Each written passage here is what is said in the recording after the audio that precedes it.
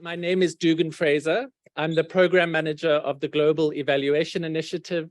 As you know, we are a partnership. We are jointly convened by the Independent Evaluation Group of the World Bank and the Independent Evaluation Office of the UNDP. I look very calm and collected, but actually I've got the biggest smile on my face you can imagine. It feels like a real privilege and an honor to be with you today. And I want to just welcome you all very, very much to Turin and to this event. I actually want to start by inviting you to give yourselves a big round of applause for being here.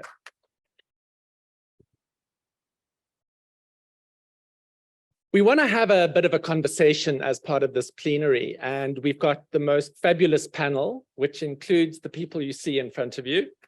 They are Zoran Dimitrovsky, the Deputy Minister of Local Self-Government in North Macedonia, Viviana Casco, the Minister of Planning in Paraguay. We have Susan Sulu, the Permanent Secretary in the Ministry of National Planning and Development Coordination in the Solomon Islands. And we have Luke Okio, the Minister in charge of State Reforms in the Republic of Congo. Very welcome. I'm going to invite each of the speakers to introduce themselves and tell you a little bit about their work. But before I do any of that, I'd like you to turn to the person next to you that you don't know and introduce yourself. Please go ahead. Not you two.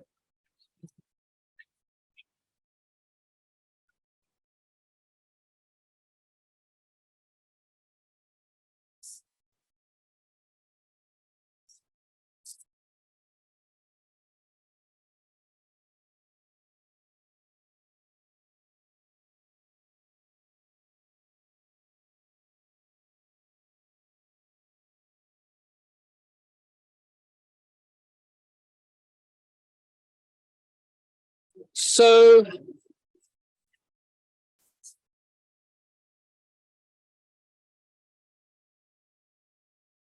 okay, let's hope you started a conversation that you'll continue.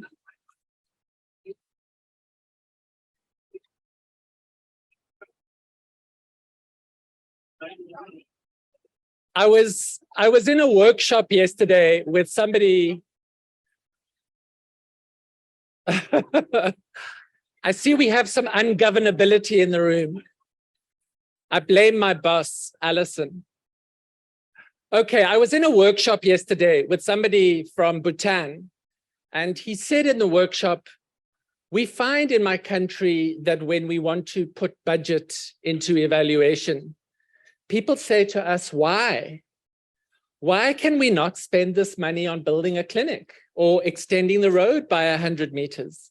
Why does it make sense to be making an investment of public resources in evaluations? And that's the conversation we want to have today. Why does it make sense to be setting up a national evaluation system? What is the return on that investment that is more persuasive and more compelling than money spent on services or on infrastructure? And I want you to cast your mind back to early March 2020, when you in your life were rolling downhill and things were looking good, when suddenly as a species, we got hit really hard on the side. And we're still recovering from the trauma of that lockdown. And as we look back at the experience of the pandemic, I want you to ask yourself, was the monitoring and evaluation system in your country resilient? Did it bounce back in the way it needed to? Did people immediately turn to your national evaluation system and ask it for evidence that would inform their decision-making? Now, I'm not going to ask you to answer that question here, but I suspect the answer is not as affirming as we would like it to be. So what we want to do today in this session is we want to hear from people who are actively grappling with this question about building monitoring and evaluation systems at the country level. What I'm going to do is invite each of the speakers to tell us a little bit about themselves, and they're going to use the microphone in front of them. I did implore them not to do presentations, but some of them nevertheless have presentations, so that's good. And then I'm going to ask each of them a question, and they relate to different aspects of national M&E system strengthening. And then I'm going to invite you to ask some of your questions and make comments and treat this as a bit of a dialogue. Also, during the session, I'm going to ask you to turn to the person you introduced yourself to and just have a check-in on how the session's going for you so that we can keep a bit of an engagement going. So that's what we're going to do today. I'm hoping that it's going to set the tone for a workshop and a conference that is really practical, that is very forward-looking, and that is going to inform the Turin agenda that is going to help guide the work that the UNDP IEO undertakes, and in particular, the work of the GEI. So that's enough from me. Zoran Dimitrovsky is the Minister of Local Self-Government in North Macedonia.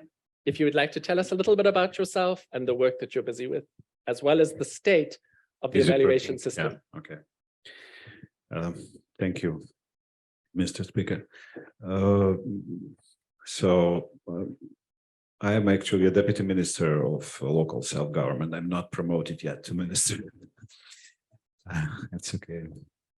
My career is a journalist. Actually, I was working for 35 years as a professional journalist, but 3 years ago, I joined a small political party, which is in the center of the political spectrum. And now we are in a coalition with the Social Democrats on a state level. So working as a journalist for 35 years and having a career in journalism, I was also teaching at the School of Communication, investigative journalism and critical thinking and analytical writing. So my career is all about how the government is spending. My career is all about actually revealing the data and fighting against corruption and bad practices of the government. So when I joined the government, actually the Ministry of Local Self-Government as a deputy minister, maybe it looks something strange about how it is, because the ministry is called the Ministry of Self-Government, and it should be a ministry advocating the governmental policies towards the issue of local self-government. But we are actually in a very interesting position that we should fight for more rights, for more authorities to the local communities. And that's what we are doing. Whether we are successful, that's another thing. How much we are successful, it's also measurable. But we embarked in this process, and we are actually doing it. So my take on this evaluation practices is that you can make state-of-the-art system, state-of-the-art institutions that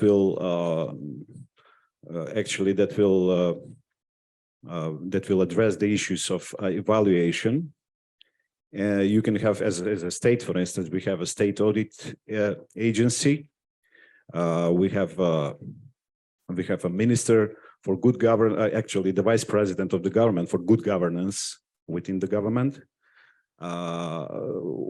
We also have planning units within the Ministry of Finance, within the other ministries. But in the end, it wouldn't mean anything. It would mean nothing, actually, if you don't have a political will, as whichever political party comes in power, to implement not only the evaluation practices, but to implement actually the obeying the evaluation practices, what the data has been found, and how to adjust the policies in order to make for for the better development and for better services for the citizens. So to improve healthcare, to improve education, anything. So I think that all the countries that come from Eastern Europe, actually, which were during the communist times, having authoritarian regime. So people and also the political parties and the government still don't have this kind of political culture to address these issues. Even they're building the capacities. We are building them. But the political culture comes probably later on with practicing it, with practicing democracy, practicing human rights. And we know that the problem is, we have a problem in general, as the president of the General Assembly spoke with the democracy. The problem is that we are living in a times when human rights are also neglected. Many human rights are neglected on the national, on the state level, on the local level. So our practices in the Ministry of Self-Government show, for instance, that because we are dealing with foreign donors. One of the institutions that is very helpful in that respect is United Nations Development Program. We are dealing with a lot of they are covering actually a lot of expertise for the projects that we are running, and we are very happy that United Nations Development Program, but also other programs with other foreign donors, are helping us to develop practices of evaluation, because they themselves are doing these practices of evaluation, and that's how we develop our capacities. And also in this respect, as a country, we are probably privileged somehow, because I see here representatives of hundreds of countries in the world who are not in Europe, but in other regions of the world. And as a country, Macedonia, actually our official name is North Macedonia, we are happy to be a candidate for European Union. What does it mean? It means that when we become members of the European Union, when it comes, we will see, but when we become members of European Union, we will have not only funds available, billions of dollars for restructuring our economy, to build roads, to adopt to standards of the wealthy countries of European Union, but we will also, I will be finishing on this note, but also we will have actually we will adopt to the standards of transparency, standards of accountability, standards of evaluation, if you will. So I think that it's a lot of work in front of us, but we have to do ourselves, actually, in our countries, a lot for changing the political culture and political landscape. Thank you. Thank you very much. Viviana Cosco is the Minister of Planning in Paraguay, and over to you. I will manage your slides. So you can... Thank you, Douglas. I want to speak in Spanish, sorry. First, primeramente me gustaría, antes de hacer la presentación, ubicarnos y mostrarles dónde queda Paraguay. Paraguay queda en América del Sur, es el corazón de América del Sur, como le denominamos nosotros. Voy a esperar que...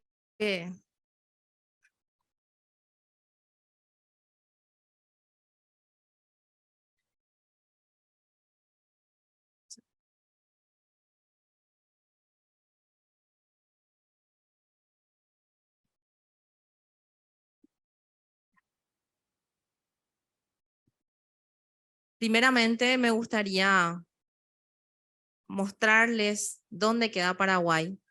Muchas personas no conocen dónde queda nuestro país. Realmente nosotros le denominamos el corazón de América del Sur y un país de oportunidades. ¿Por qué decimos que es un país de oportunidades?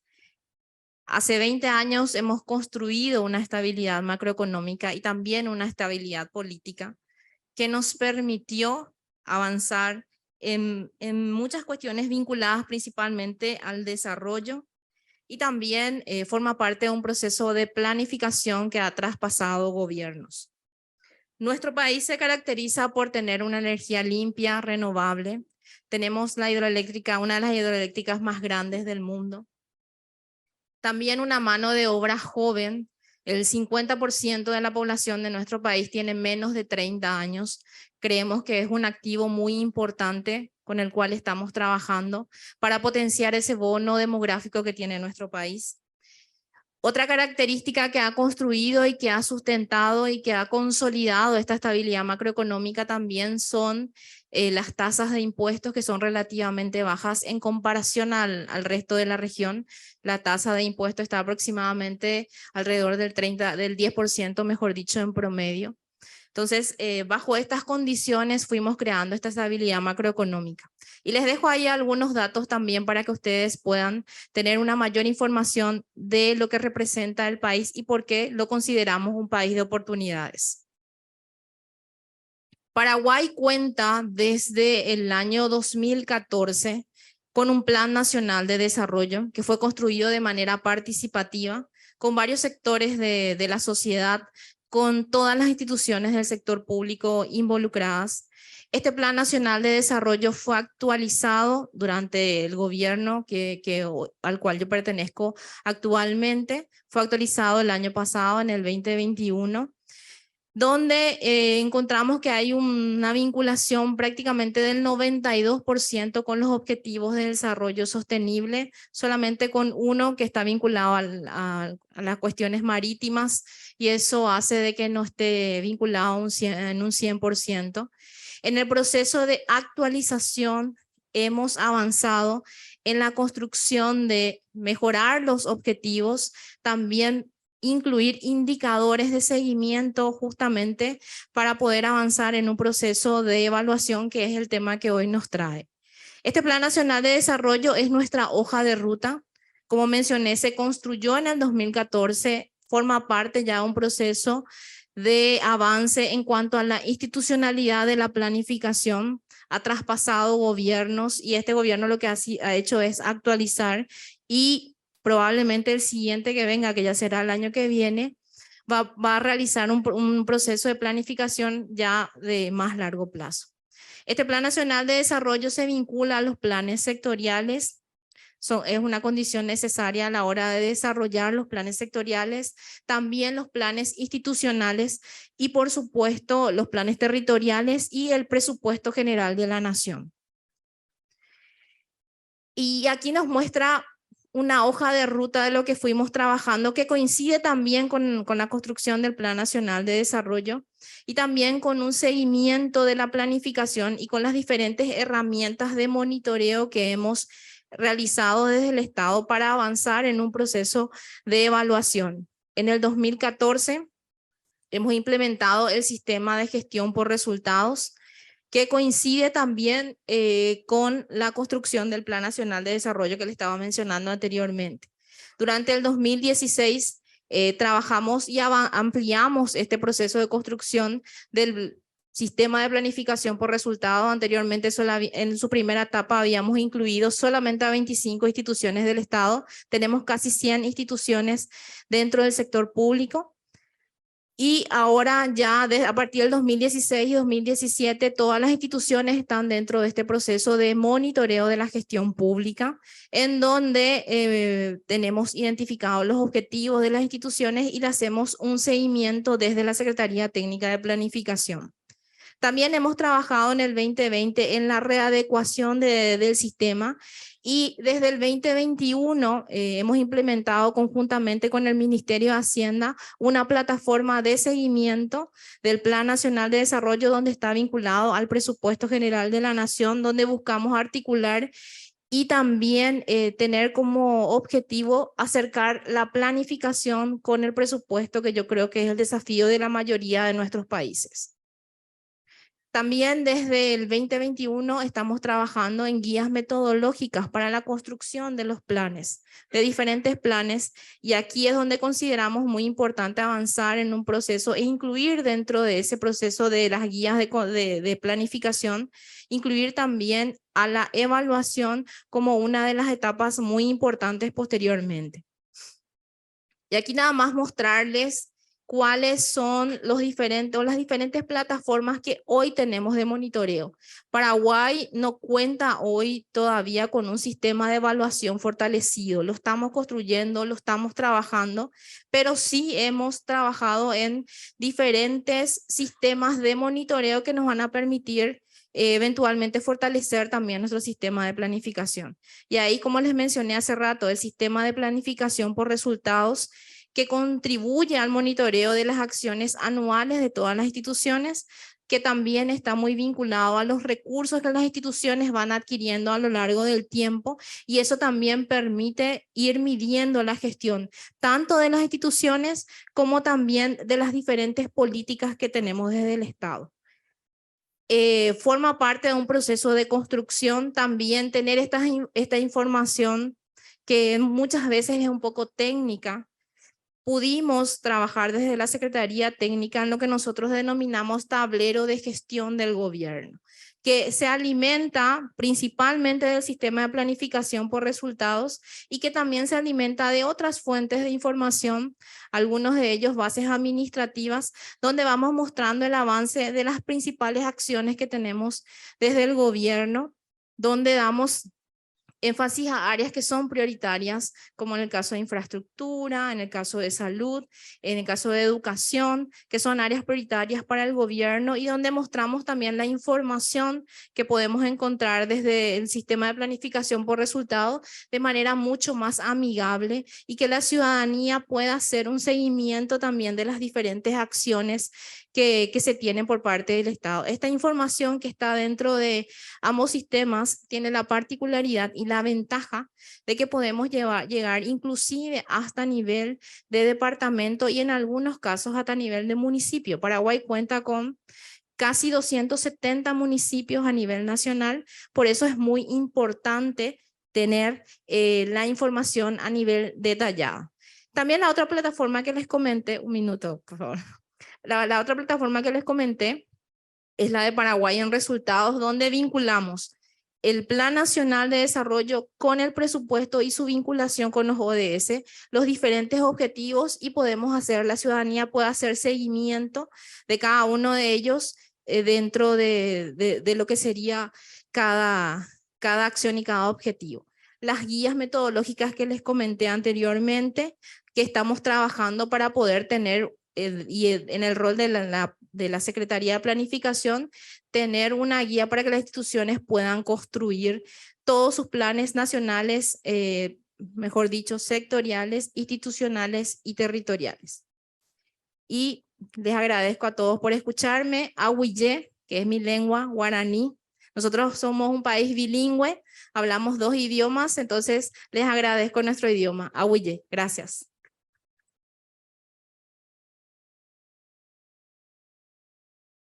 Thank you, Minister Casco. I'm sure you all have this experience of having worked closely with somebody online over the last couple of years, when suddenly you get to actually meet them. And one of those people is Susan Sulu, who is the Permanent Secretary of the National Planning and Development Coordination Ministry in the Solomon Islands. Over to you, Susan.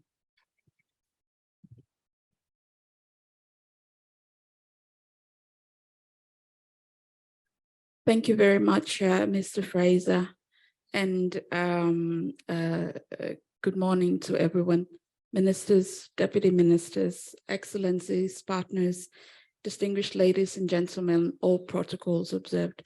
I bid you warm greetings from the Pacific and from Solomon Islands, where I'm from. It is indeed a great opportunity to be part of the conference this week, and the community of people gathered here in beautiful Turin this week. This conference also takes place at an important juncture where we came out of the recent United Nations General Assembly, and we have our global leaders calling for leaving no one behind and to fast track the to-do list of the Sustainable Development Goals. So it is indeed a very, I think, timely opportunity for us as a community of practice to gather here this week in Turin. It is also my first workshop, and so I'm also thankful to the Global Evaluation Initiative for bringing us here. Solomon Islands, I believe, is the only Pacific Island country here this week taking part in this conference. Before I also move on, I promised Mr. Fraser that I will take 5 minutes. I have also introduced myself to people, and some people have asked me, where is Solomon Islands? So I think it is also necessary that I point you to the map. Solomon Islands is an archipelago in the Southwest Pacific. It is located about approximately 2,000 kilometers northwest of Australia. Australia is your reference point. I'm sure everyone knows Australia. We have a total land area of 28,000 kilometers approximately, but we have a very large ocean territory of approximately 1.3 million square kilometers of exclusive economic zone. So we are a small island developing state, but we are also a large ocean state. There are 6 main islands in a chain of 1,000 islands, or more than 1,000 islands. There are also over 70 different languages and cultures. It is very diverse. The population, we have a population of about more than 700,000 people. It is predominantly rural. 80% of the population is rural and largely subsistence-based. So that is a bit about Solomon Islands, just to give you a bit of a background in the context of where I'm coming from. In terms of our journey to strengthening our national evaluation capacities, the point of departure for Solomon Islands is the National Development Strategy. We have a National Development Strategy formulated in 2016. It sets the blueprint for sustainable development. It also sets up the vision and objectives for national development. At the time, as we were formulating the National Development Strategy, the global community was also formulating sustainable development goals. It was an opportune time for us to integrate the SDGs and localize them to our context. And so we see the lens of the sustainable development goals and the 2030 development agenda through the lens of the national the national development strategy. And so the work in terms of strengthening our national evaluation capacities sets its point of departure from the national development strategy. And though we have always, so the national development strategy also has a M&E framework attached to it. And though we recognize that, we have not been systematically undertaking it. And not until COVID hit us, and then it gave us it woke us up to the need to strengthen our evaluation capacities such that we'd be able to monitor progress or regression and also track development progress. So we have been partnering with the Global Evaluation Initiative. And as Mr. Fraser said at the beginning, we have been working virtually, and it was such a good opportunity to finally put the face to the name here. I've been working with so many people to undertake this monitoring evaluation systems analysis, which is a diagnostic tool to help us better understand the ecosystem for monitoring and evaluation within Solomon Islands. The key questions that we are trying to answer is, what is there in terms of the monitoring and evaluation, learning capacities, and is working? What is there that is not working? And what do we need to do to improve and strengthen the systems? So the focus is on people, it is also on systems and processes, and it is also on institutions and capacity. It is a means, it is a vehicle to taking us to an end, but definitely not the end.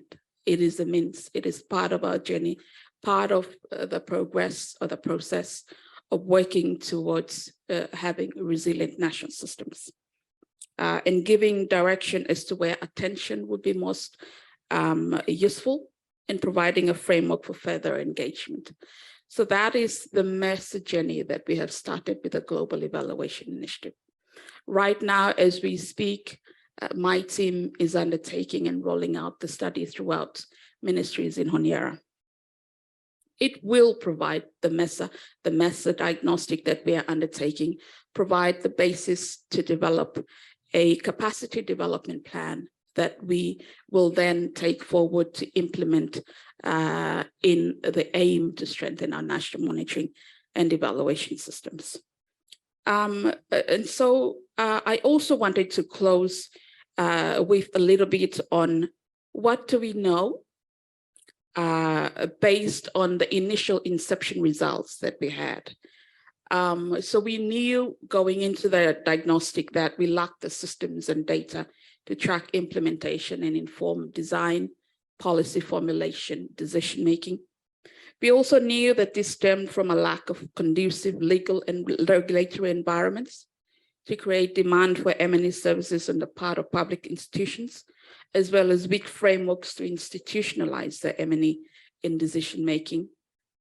Insufficient capabilities was also a deficiency that we knew, and as well as weak accountability mechanisms on the use of evidence and results. But we also learned a few things as part of the inception. One was that a collaborative approach is vital. It takes significant time and trust building effort to be genuinely and effectively applied, but it also helps to bring about ownership and buy-in. And this is necessary for sustaining the strengthening of systems moving forward. We also knew that a constraint may come from the currently prevailing work culture around M&E in the public service, which may lead to a ritual compliance or even active resistance. So that is something that we found out from the inception that we undertook. This for us meant that the culture and the practice of monitoring, evaluation, and learning must be embedded within the institutions and within the systems.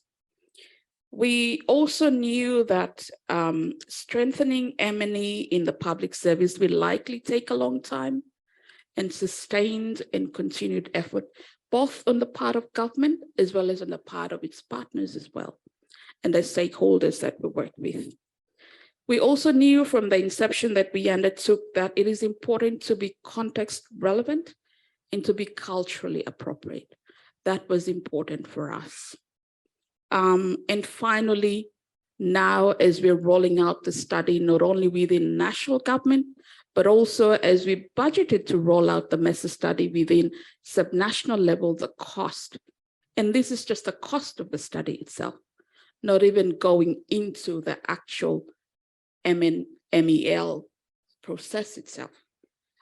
So we are now beginning to see how much it costs to resource a resilient and efficient and effective evaluation system.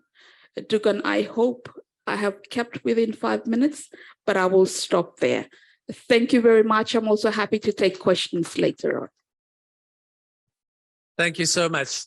Monsieur Luc Okio is the Minister in charge of state reforms in the Republic of Congo, and he will be speaking in French. So get your headsets on. Over to you, Monsieur.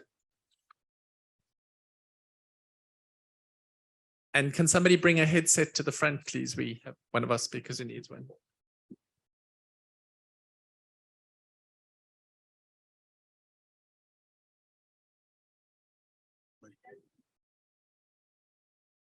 Bonjour à tous. Bonjour à toutes les personnalités qui sont dans cette salle. Et je voudrais d'abord remercier le PNUD et le Global Evaluation Initiative de m'avoir invité à cette 7e conférence. Nous avons depuis hier commencé à échanger dans le cadre des groupes de travail, des workshops, et nous avons compris qu'il y avait beaucoup à apprendre de l'expérience des autres. Et c'est pour ça que je me réjouis particulièrement d'être ici. Et je souhaiterais que les leçons apprises ici puissent contribuer au renforcement du système d'évaluation dans mon pays. Mon pays, c'est la République du Congo. Le Congo, c'est un pays de taille moyenne au cœur de l'Afrique et dans la sous-région Afrique centrale. C'est un pays de 342 000 km², un peu plus de 5 millions d'habitants, où l'espérance de vie est de 65 ans. C'est un pays riche en ressources naturelles, mais un pays dont les ressources sont exploitées mais ne sont pas transformées sur place. Ce qui signifie que le taux de pauvreté peut aussi s'expliquer par cette raison-là. Mais c'est un pays dynamique, c'est un pays qui compte sur la coopération internationale. Et à ce titre, je voudrais saluer ici les partenaires techniques et financiers qui nous apportent leur soutien, principalement dans le cadre de la mise en place de ce système national d'évaluation. De quoi est fait ce système national d'évaluation au Congo? J'aimerais d'abord dire que c'est une question qui peut paraître comme étant embryonnaire. Nous n'avons pas un système d'évaluation définitivement installé. Nous sommes en train de l'installer. Et cela pour plusieurs raisons. Quelqu'un a dit dans cette salle que l'évaluation nécessite une mobilisation des capacités. Il y a bien sûr les ressources financières, mais ce n'est pas tout. Il y a aussi les ressources humaines. Il faut des compétences dans ce domaine. Et nous avons besoin effectivement de faire que les compétences nationales soient formées afin de pouvoir contribuer à la mise en place efficace de ce système. Le Congo, qui a adhéré aux objectifs de développement durable depuis 2015, qui a signé au moment où ils avaient été adoptés, le Congo a mis en place des plans successifs de développement et l'évaluation de ces plans a révélé que le système d'évaluation n'était pas performant. C'est pour cela qu'à la fin de la deuxième série de plans nationaux de développement, le Congo a mis en place un nouveau plan, le plan national de développement 2022-2026, qui cette fois-ci a mis en place un comité d'évaluation, un comité national d'évaluation, un système de suivi et évaluation. Ce système de suivi et évaluation, il a été mis en place sur la base des textes juridiques qui ont été élaborés auparavant. Il y a d'abord la loi organique qui a été adoptée en 2017. Celle-là est relative aux finances. Il y a la loi de 2019, une loi d'orientation de la performance de l'action publique. C'est cette loi-là qui a permis la mise en place du décret fixant le cadre de suivi, un cadre institutionnel de suivi et évaluation du plan national de développement 2022-2026 et des plans locaux de développement. Comment est composé ce cadre de suivi et évaluation? Il est placé au niveau du gouvernement, sous l'autorité du Premier ministre lui-même.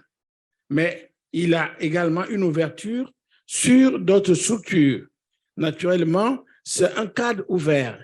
Il est ouvert à certains partenaires. Il est ouvert à la société civile. Il est ouvert au secteur privé. Il est ouvert à toute forme d'organisation, y compris les organisations religieuses. Alors, comment ça fonctionne?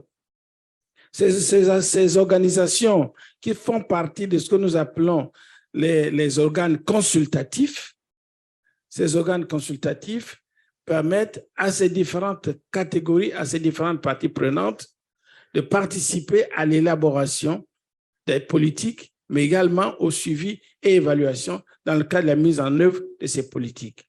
Ces organisations-là, qui font partie des organes consultatifs, participent également au niveau local. Ce n'est pas seulement au niveau du comité national, mais également au niveau local, parce que le plan national de développement se décline sous forme de plans locaux de développement. À ces différents niveaux, nous associons, c'est encore embryonnaire, je vous ai dit, c'est une formation, c'est une institution qui est récente. Je vous ai parlé du plan de développement 2022-2026. Donc, le comité national ne s'est même pas encore réuni depuis sa mise en place. Vous imaginez donc que c'est encore au niveau de la conception, ce n'est pas du tout au niveau encore de la mise en œuvre. En ce qui concerne ce... Excusez-moi.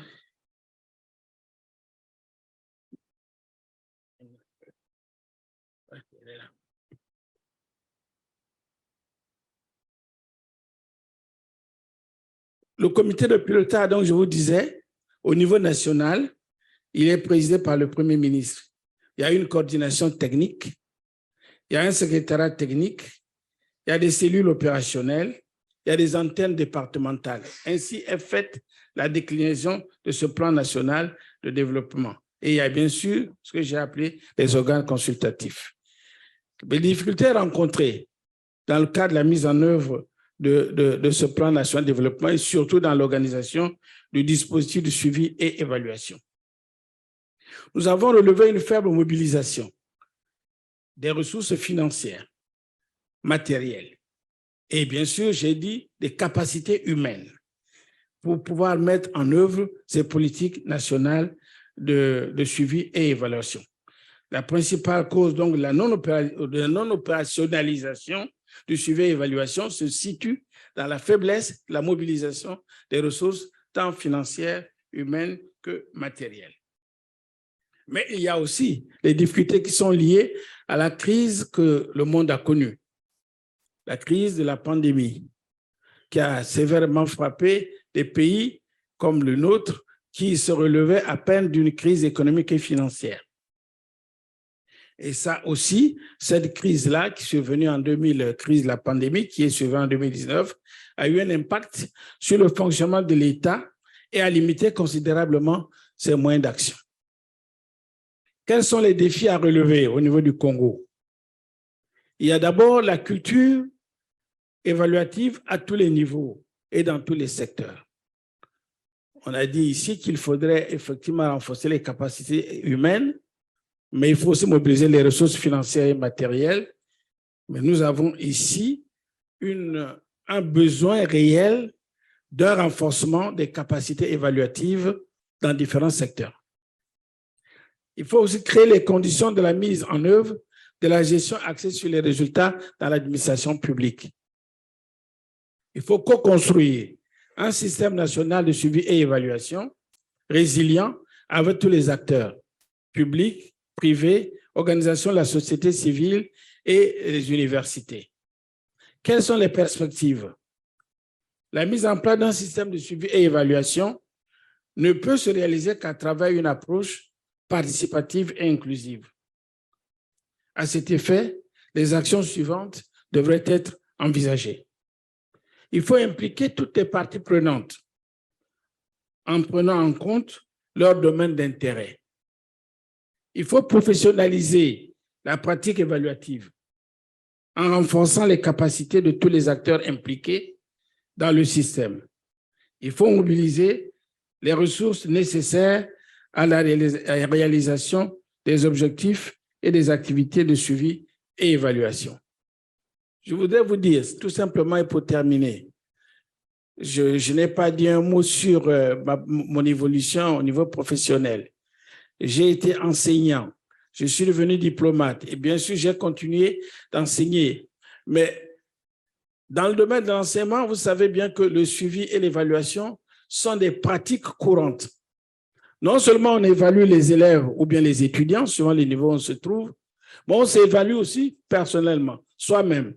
On évalue également les programmes qui sont donnés, d'où la révision quelquefois annuelle ou pluriannuelle des programmes qui sont donnés aux enfants.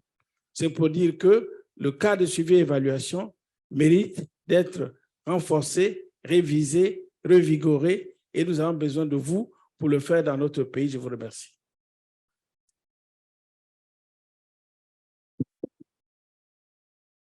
Thank you, monsieur. I'd like you to just turn to the person you introduced yourself to a few moments ago and just raise one or two issues that have stuck in your head from what you've heard from these presentations, literally for a minute. Please go ahead.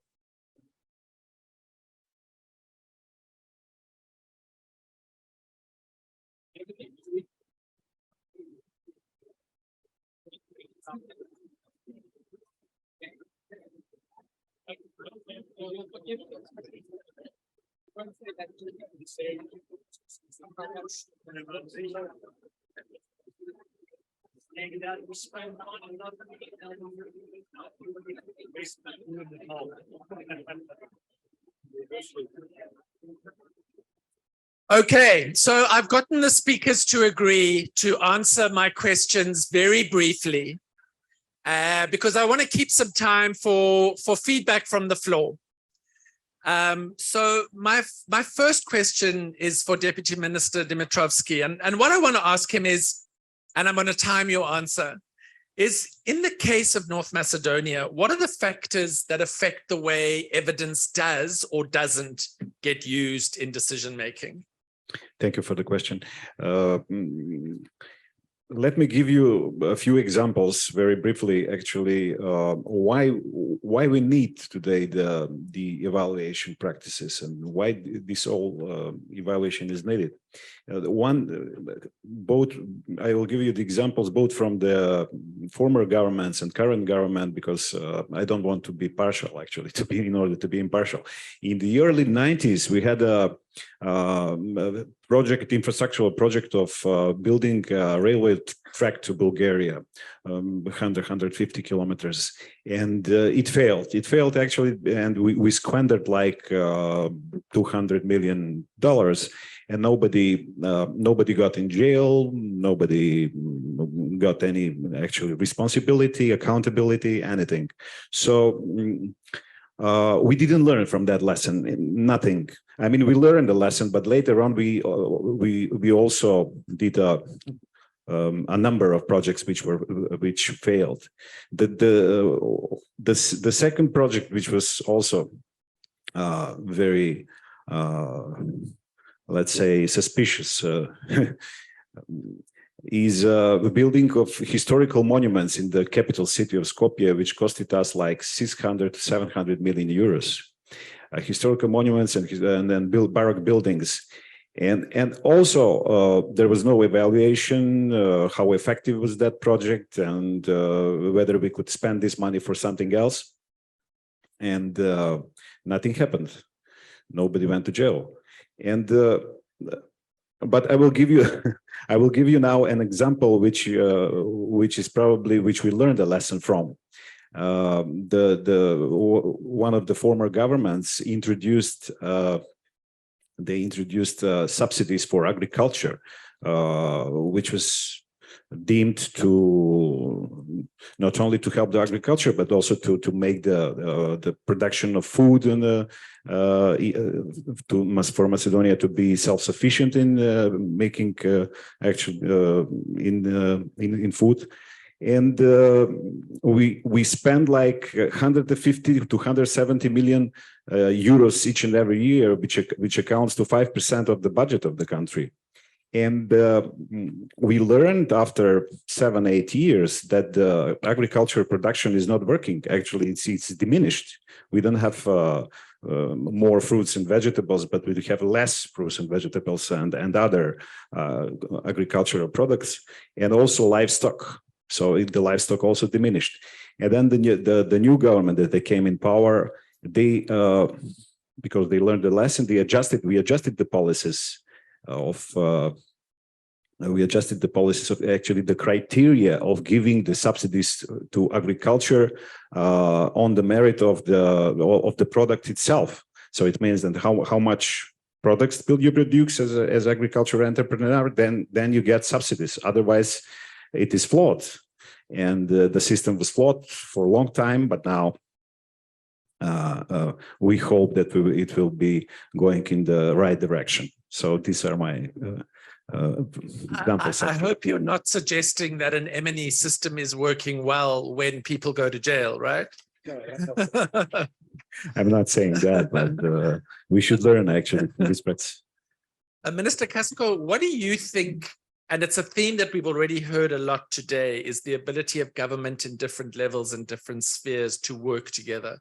What are some of the factors that you know of that affect ability of government to collaborate? Realmente yo creo que uno de los desafíos más importantes que tenemos es la coordinación entre las diferentes instituciones y también entre los gobiernos locales. Dentro del sistema de planificación que había mostrado anteriormente, nosotros estamos trabajando en hacer esa vinculación con la mirada de los planes. Estamos trabajando también con los gobiernos locales en que ellos tengan su planificación de desarrollo local y también su planificación de ordenamiento territorial. Y en esa línea también no solamente fortalecer la planificación nacional con miras a tener una evaluación a través de mejorar los sistemas de monitoreo, sino también ya estamos trabajando con los gobiernos locales, ya que ellos reciben muchos recursos, ya sea de la ciudadanía y también desde la administración central.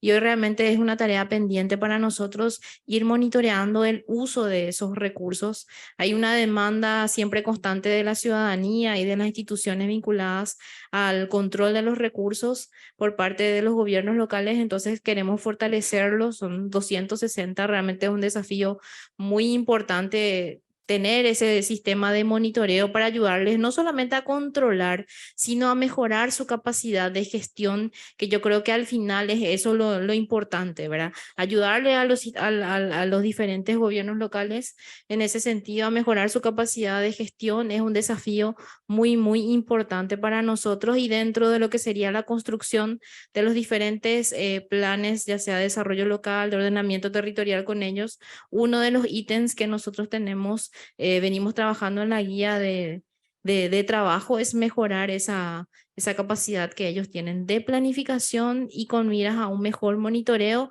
y eventualmente también identificar cuáles podrían ser los indicadores para hacerle seguimiento de evaluación de las diferentes acciones que ellos hacen. También me gustaría agradecer por la invitación a toda la organización. Realmente para nosotros como país es un gusto siempre estar acá con más de 100 países y un placer también contar cuál es la experiencia que tenemos en Paraguay. Si bien todavía, como ya escuché también de los diferentes países, estamos avanzando en un proceso de fortalecimiento como todos, pero yo creo que es importante tener este diálogo entre todos. Así que agradecer nuevamente a Oscar y a toda la organización por la invitación. Close to perfect timing. Thank you.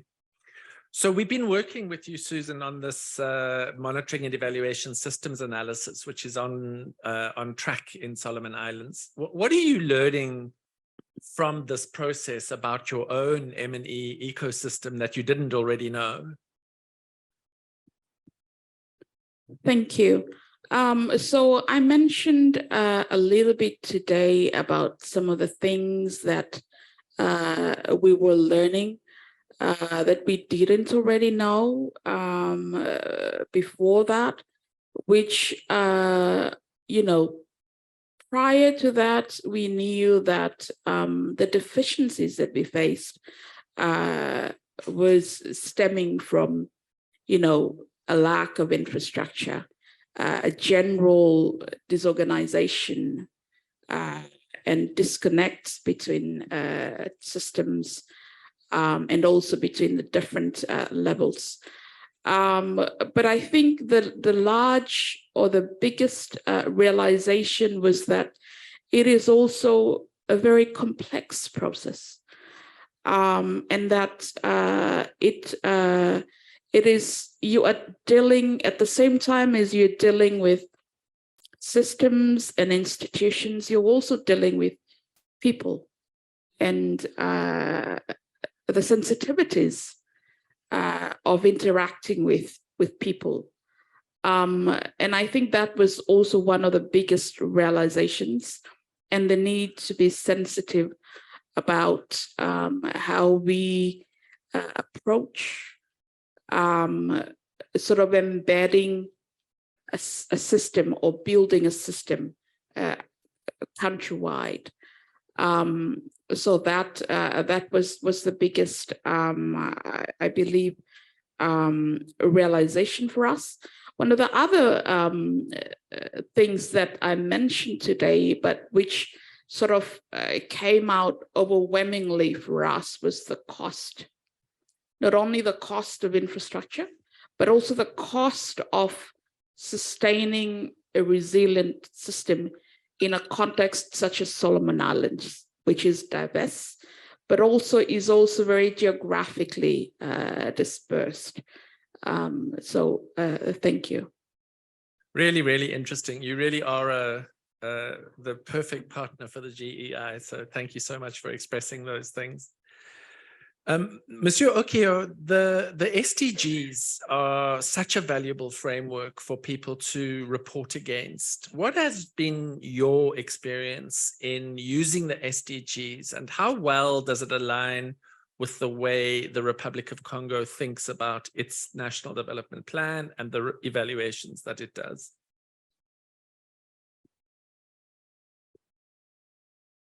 Merci de cette question. Effectivement, les objectifs de développement durable sont importants pour le Congo. Ils ont été intégrés, je vous ai dit, dans les plans de développement que nous avons élaborés, et nous en avons fait aussi des évaluations. Et c'est là où nous avons tiré les enseignements que nos performances n'étaient pas assez bonnes. Et nous avons également compris que peut-être la manière d'élaborer nos plans nationaux de développement, qui étaient essentiellement fondés sur les ODD, n'était peut-être pas la meilleure. Et cette fois-ci, nous avons élaboré un plan national de développement qui s'est fondé sur les secteurs qui sont considérés comme secteurs prioritaires, dont l'effet serait de créer l'entraînement et améliorer les conditions de vie et les conditions sociales. Et dans le nouveau plan de développement, on a choisi 6 axes prioritaires.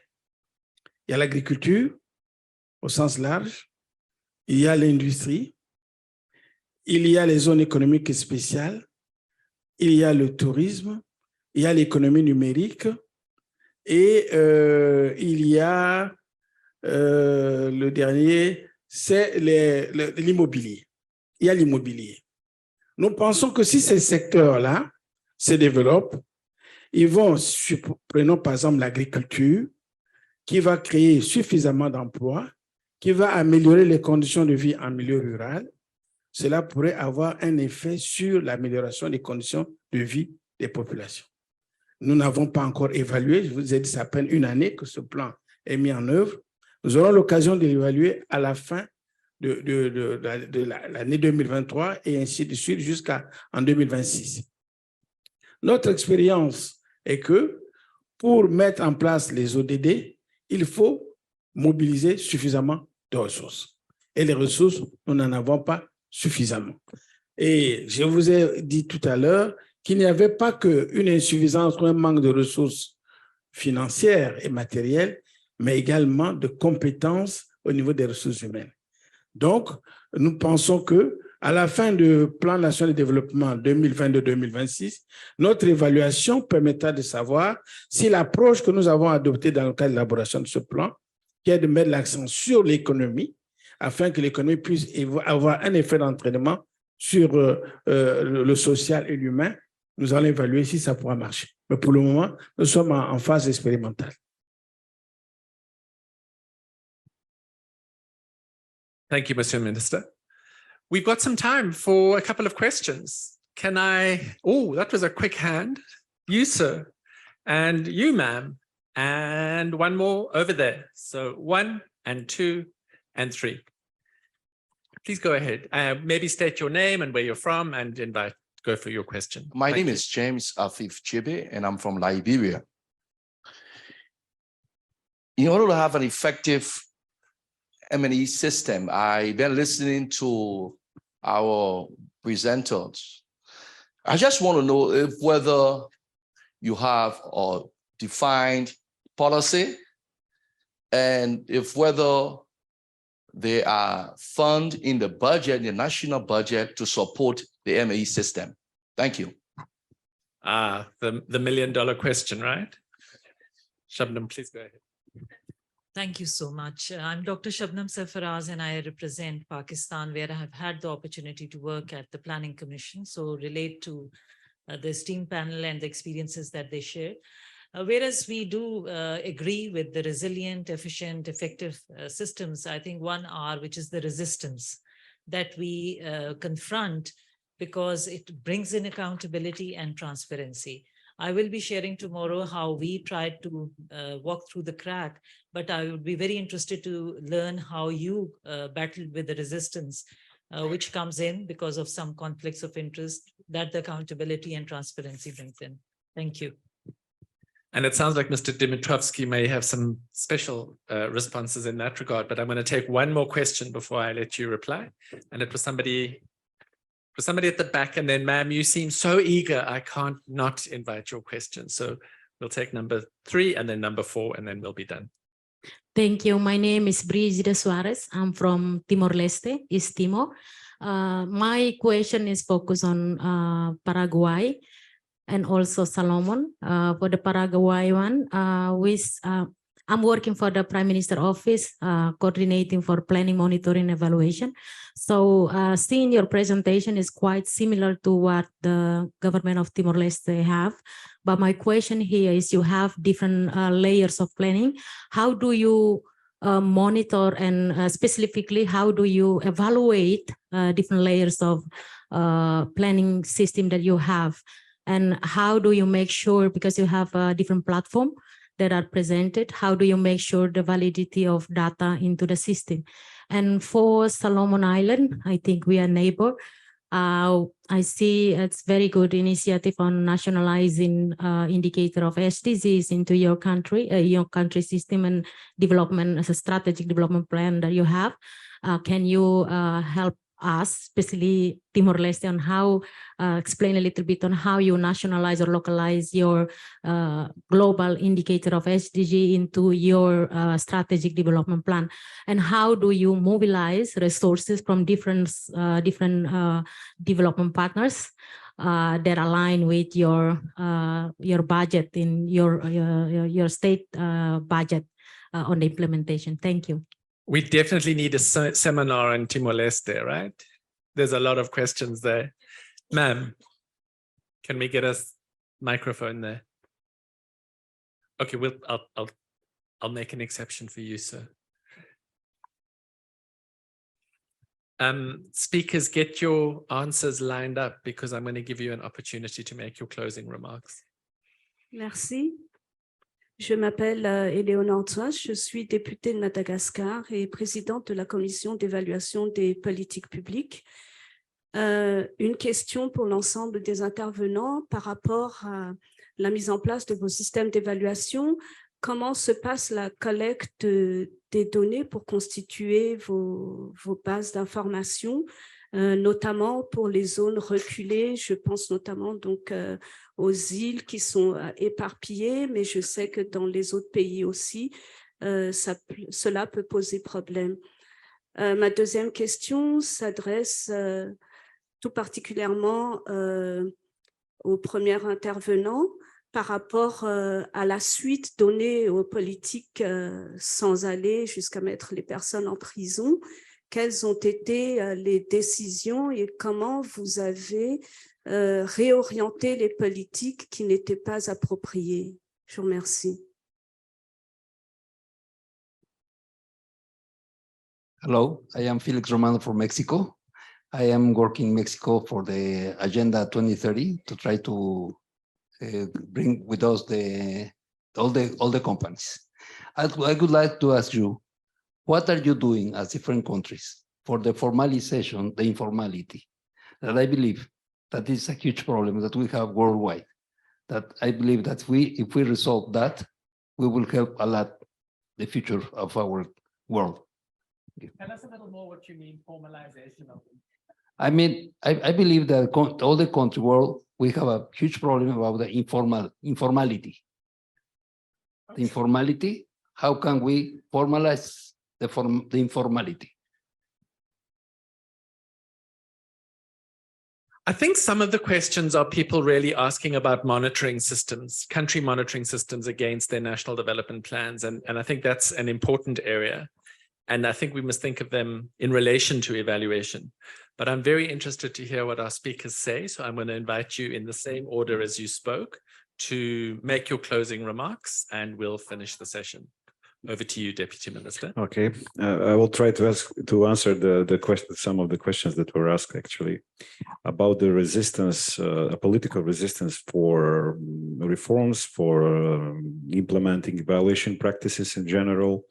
There is always a resistance. We, for instance, a Ministry of Local Self-Government, because we are pushing for decentralizations, for empowering local communities, and it means actually the giving more authorities from the central government to the local government, and it doesn't go so very well actually, because many ministries are against giving more power to the local level.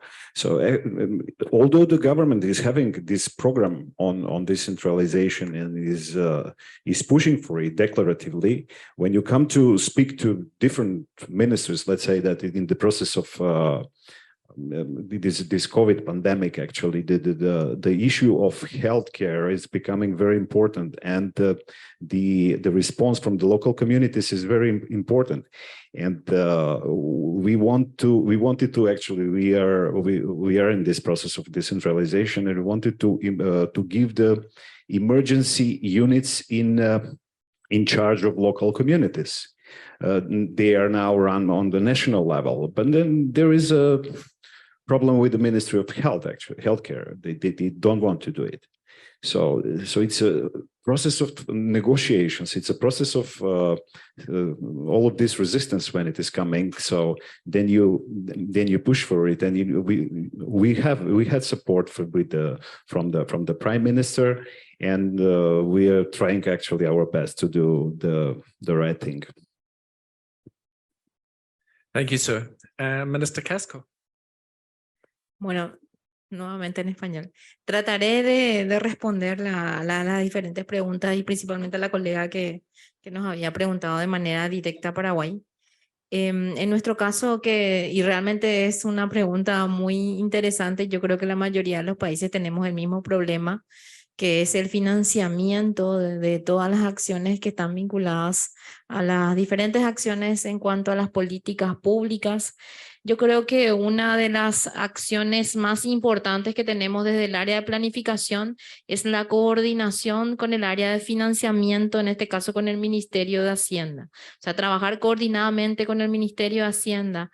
Y eso que mencionaba anteriormente, la vinculación entre el presupuesto y la planificación es fundamental para poder desarrollar las políticas que están dentro de la planificación y también acercar un poco también a la capacidad de financiamiento que tiene el Estado para las diferentes acciones.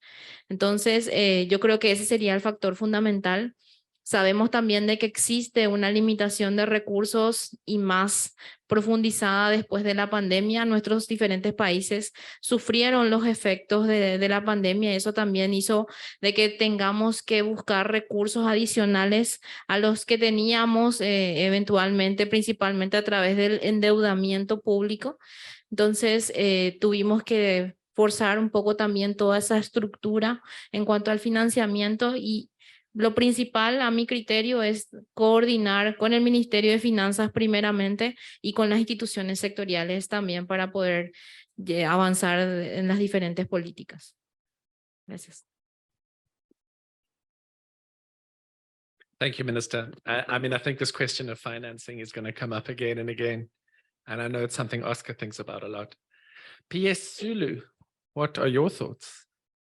Thank you, Mr. Fraser, and thank you to those participants who asked those questions.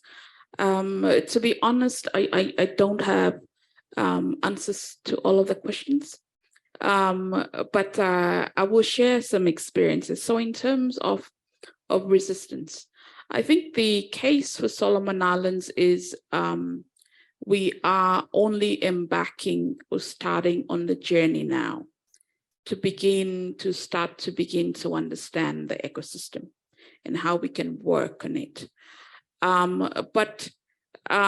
So at the moment, my experience is that we do have buy-in for the MESA study that we are implementing. People are convinced that it brings value to the planning, to the budgeting, to the monitoring, to the learning process. So I have that for now. But I don't know, maybe down the line, I might have the same experience as other countries are experiencing in terms of resistance when you present the evidence. And that then relates back to the question of, good governance. And I think it's a good thing that strengthening national systems really enables us to ensure good governance, development effectiveness, and of course, tracking progress and, reversals if there are. In terms of a specific policy for M&E and the resourcing, no, we do not have a specific policy. And therein also lies one of the deficiencies that we're trying to address. We do not also have adequate resourcing, not at the national level, not at the subnational level. There are certain sectors that are more advanced than others, like health and education, but there are also other sectors that are lagging behind. But there is, at the moment, limited resources to undertake M&E, and also at such a scale that it is efficient, particularly in the situation of Solomon Islands, where it is really geographically dispersed. In terms of harmonizing the different layers of a planning system, to be honest, that is something that we are grappling with. And that was why earlier on today, in response to the question of what do you know now that you didn't know before, I said, I now know and realize that it really is a very complex system, and the dynamics are also very complex and multidimensional. On the question of how we how we localize the SDG indicators to a national context, we tried, but I will not say that we have the answer. We tried to select indicators that were relevant to our local context and leave out other indicators that were not relevant, noting the fact that the SDGs are global goals. So we sort of picked and choose, but then some of the indicators were not so relevant to us, and also some of the methodologies in how you arrive at some of these indicators.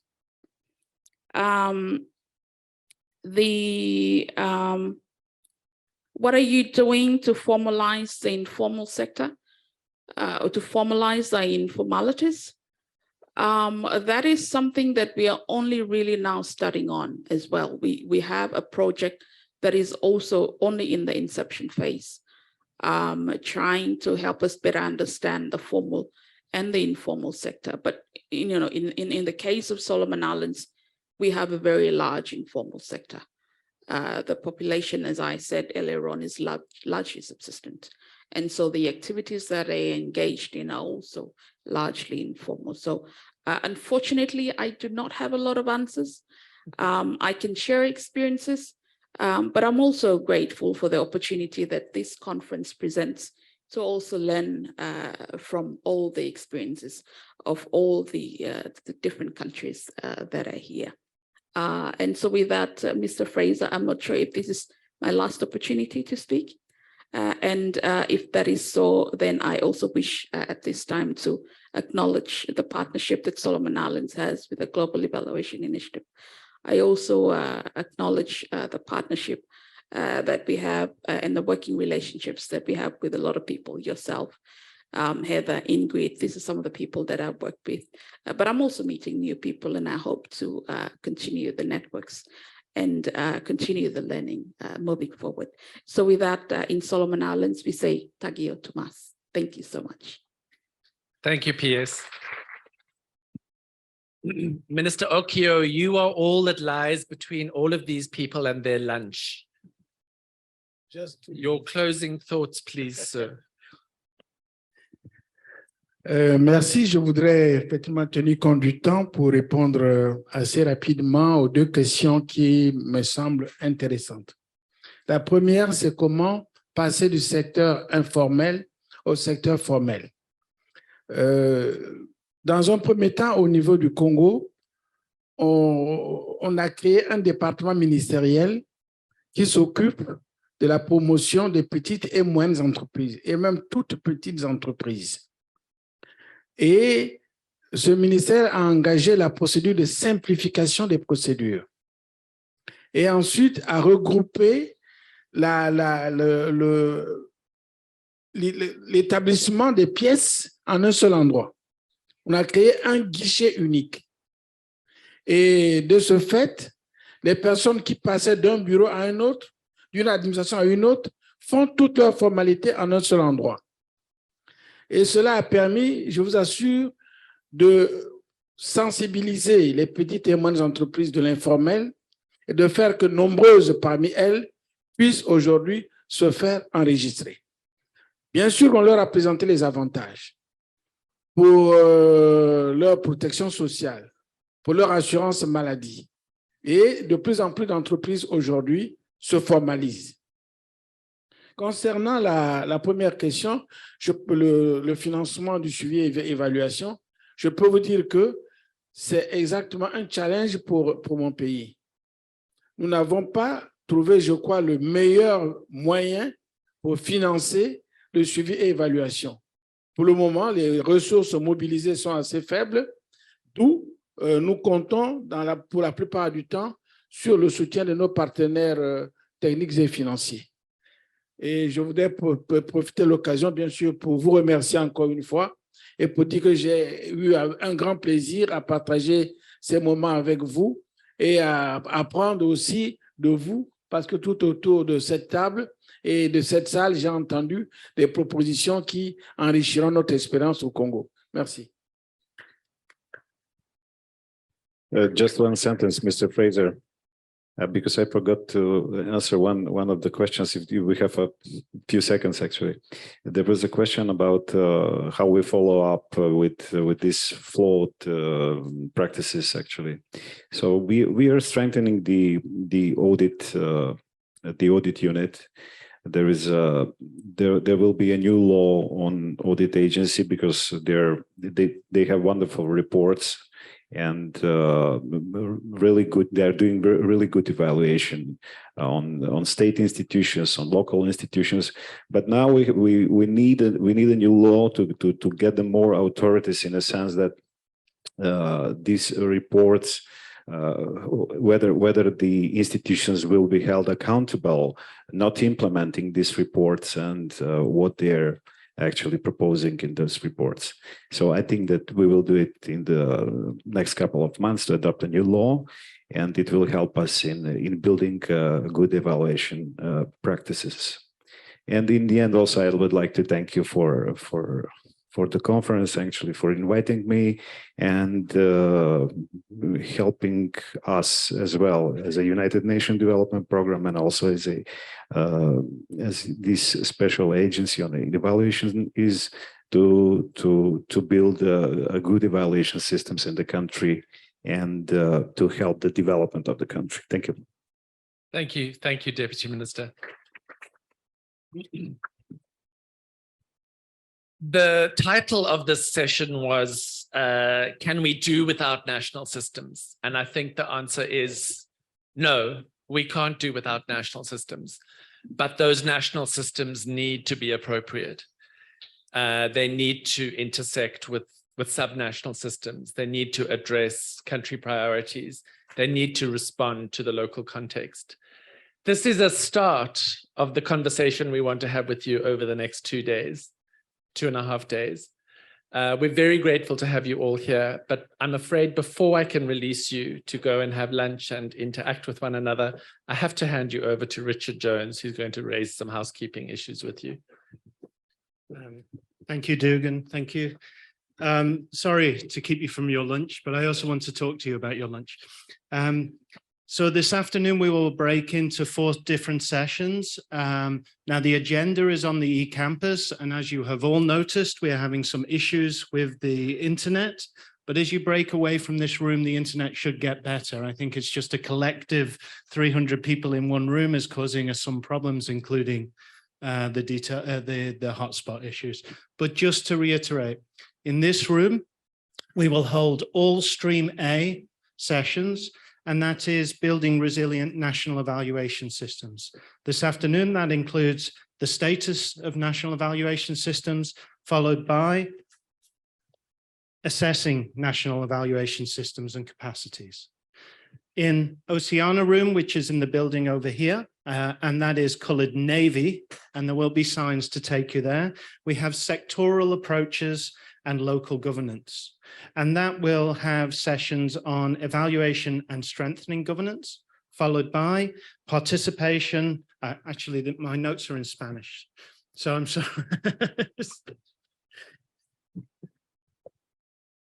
Apologies. Followed by participator, it's also in Spanish. Okay. But please, there are on notes downstairs.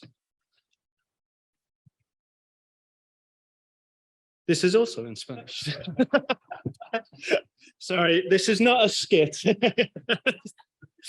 Okay, I'm sorry, but they are listed on the notice board downstairs in English and Spanish.